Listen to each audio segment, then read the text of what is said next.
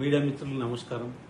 నిన్న ఏదైతే బీసీ సభ అని బీసీ నాయకులు ఏదైతే మంగళగిరిలో పెట్టడం జరిగింది, అక్కడ జనసేన అధినేత శ్రీ పవన్ కళ్యాణ్ గారు, ఉప ముఖ్యమంత్రి వర్యులు, ఆంధ్రప్రదేశ్ అటువంటి వ్యక్తిని పట్టుకొని ఒక వ్యక్తి అంబర్పేట్ సంబంధించిన వ్యక్తి గతంలో కాంగ్రెస్ అంటాడు, ఒకసారి రామచంద్ర యాదవ్ గారి పార్టీ అంటాడు. అటువంటి వ్యక్తి నిన్న జనసేన అధినేత శ్రీ పవన్ కళ్యాణ్ గారిని ఓ రకంగా మాట్లాడడం జరిగింది.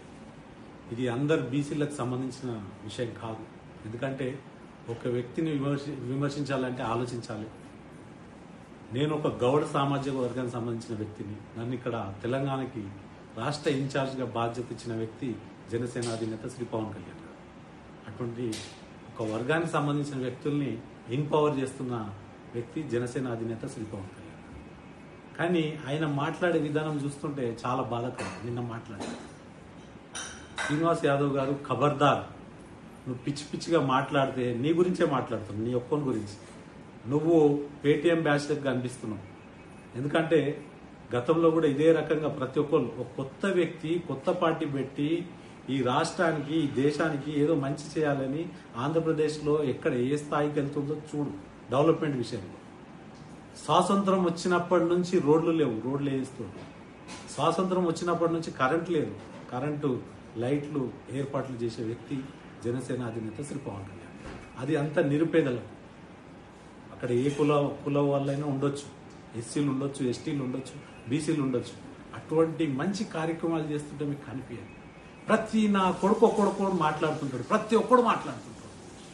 మొన్న ఒకడు కామెడీ షో చేస్తూ వాడు కూడా మాట్లాడుతాడు.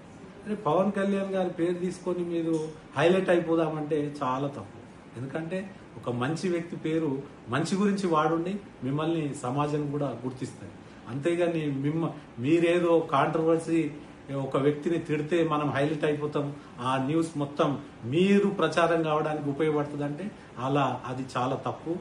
మీకు కూడా చాలా ఇబ్బందులు అవుతాయి. ఎందుకంటే జనసేన అధినేత శ్రీ పవన్ కళ్యాణ్ గారు గతంలో మేము 2014లో భారతీయ జనతా పార్టీకి మద్దతు ఇచ్చినప్పుడు కర్ణాటకలో రిజర్వ్ కాన్స్టిట్యున్సీలో మేము ప్రచారం చేయడం జరిగింది. జనసేన అధినేత శ్రీ పవన్ కళ్యాణ్ గారు నాతో ఆ రోజు చెప్పిన విషయం ఏంటంటే, మనం ఎస్సీ ఎస్టీలు ఏవైతే రిజర్వ్ కాన్స్టిట్యున్సీస్ ఉన్నాయో అక్కడ వెళ్ళి మనం ప్రచారం చేద్దాం శంకర్ అని చెప్పడం జరిగింది. అటువంటి ఆలోచన వ్యక్తి. అదేవిధంగా ఈ రోజు ఏదైతే రామచంద్ర యాదవ్ గారు అంటున్నారు కదా, ఆయనకు ఎమ్మెల్యే సీట్ ఇచ్చిన ఘనత కూడా జనసేన పార్టీదే. అది నువ్వు గుర్తుపెట్టుకోవాలని నేను శ్రీనివాస్ గారికి చెప్తున్నా. ఎందుకంటే నువ్వు మాట్లాడేటప్పుడు ఎవరి గురించి మాట్లాడుతున్నావు, ఏ వ్యక్తి గురించి మాట్లాడుతున్నావు అనేది ఒకసారి ఆలోచించాలి. జనసేన పార్టీ అధ్యక్షుడు పవన్ కళ్యాణ్ గారు అంటే ఆషామాషి వ్యక్తి కాదు.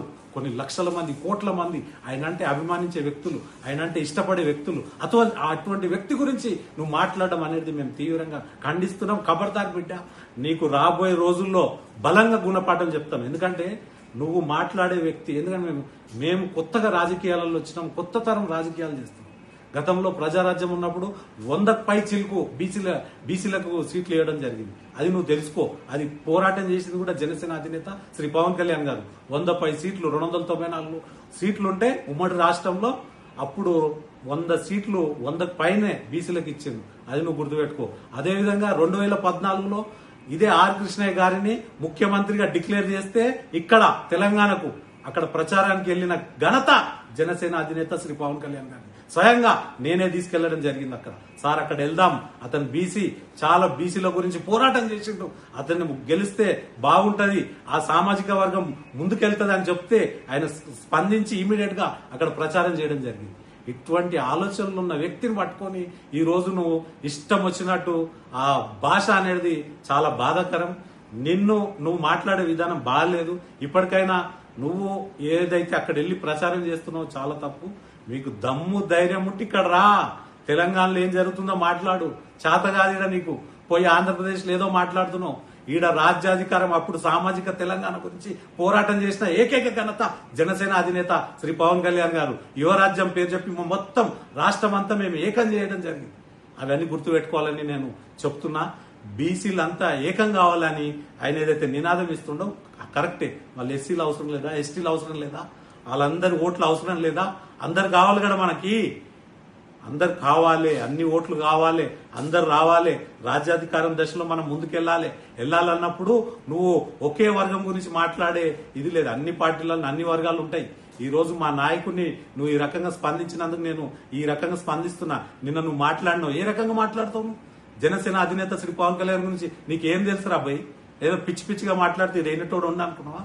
ఖబర్దార్ శ్రీనివాస్ చెప్తున్నా నేను, నువ్వు మాట్లాడే పద్ధతి మార్చుకో, లేకపోతే నేను తీసుకుపోయి ఎరగడ్డ మెంటల్ హాస్పిటల్ లేపిస్తా. ఏం మాట్లాడుతున్నావు రా? నువ్వు పెద్ద పైల్వానా? పిచ్చి పిచ్చిగా మాట్లాడుతున్నావు. అంతా మాట్లాడే విధానం నేర్చుకో. ఎవరి గురించి మాట్లాడుతున్నావు నువ్వు? అంటే ఆయన గురించి మాట్లాడితే నువ్వు హైలైట్ అయిపోతా అనుకుంటున్నావా? ఎప్పుడు ఏం జరుగుతుందో తెలియదు, ఆలోచించుకో.